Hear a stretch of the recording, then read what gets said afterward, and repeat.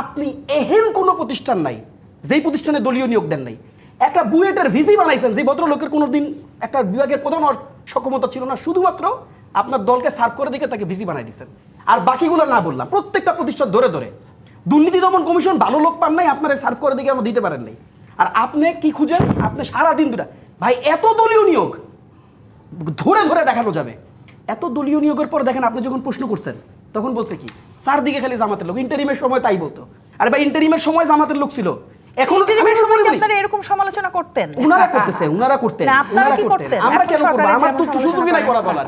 ইন্টারিমের সময় কারা ক্ষমতা ছিল ধরে ধরে বলে দিব। উনি মন্ত্রী বানাইছেন ইন্টারিমের লোকজনদের, কেন জিজ্ঞেস করেন আমাদেরকে এই প্রশ্ন? উত্তর আপনার কাছে আছে।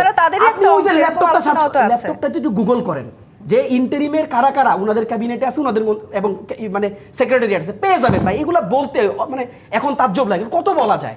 এরপর আসেন এই যে ভূতটা, এই ভূত কি হয় জানেন? এই ভূতে সর্বোচ্চ যেটা হয়, আলোচনাকে ডিসভার্স করা যায়, আলোচনাকে ডিস্ট্রাক্টেড করা যায় এবং আলোচনাটাকে কোনো রকম করে কাটে। যেমন 38 খুনের কথা বললাম, প্রত্যেক মাসে কয়টা? 6টা।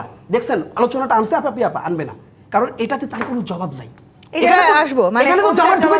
জবাবদিহিতাটা তো আমরা নিশ্চিত করতে চাই।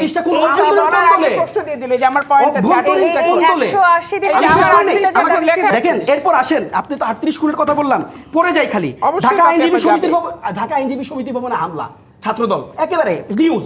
এরপর আসেন সবগুলো ডেটা আছে দিব। চাঁপাইনবাবগঞ্জে কার্যালয়ে হামলা, চাঁপাইনবাবগঞ্জে এজলাসে ভাঙচুর, খাসকামরা ভাঙচুর, যুগান্তরের রিপোর্ট। ভাই আপনার কাছ থেকে কোর্ট মুক্তি পায় না, আপনার কাছ থেকে স্কুল মুক্তি পায় না।